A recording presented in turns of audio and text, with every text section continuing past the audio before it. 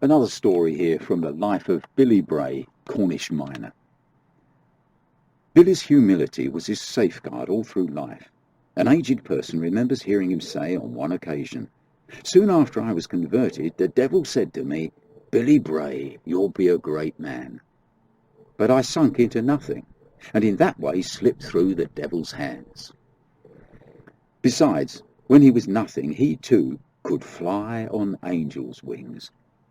Another result of Billy's deep piety was his continual sense of dependence upon God. The Lord's servants without the Lord's presence are weak like other men, like Samson when he lost his locks. Here is one experience of Billy's. When I was in the St. Neots circuit, I was on the plan, and I remember that one Sunday I was planned at Redgate, and there was a chapel full of people, and the Lord gave me great power and liberty in speaking. But all at once the Lord took away his spirit from me, so that I could not speak a word. And this might have been the best sermon that some of them ever heard. What, you say? And looking like a fool and not able to speak? Yes, for it was not long before I said, "I'm glad I'm stopped." And that for 3 reasons. The first is to humble my soul and make me feel more dependent on my Lord, to think more fully of him and less of myself.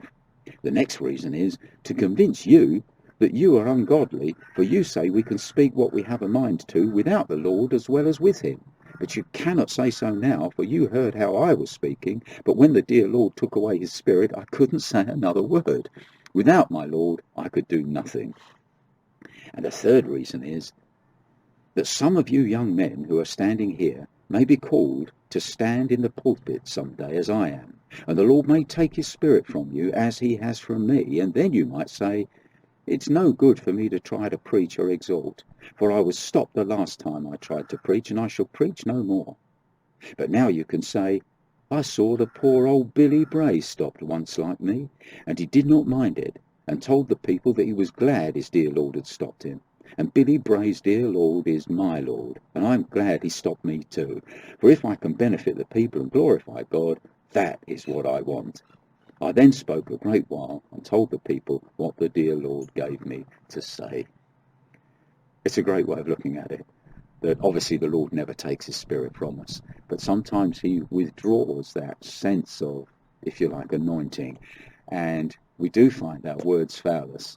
And Billy says that worked to the good, because it humbled me and it showed others that we should all depend fully upon God. It's a great little story.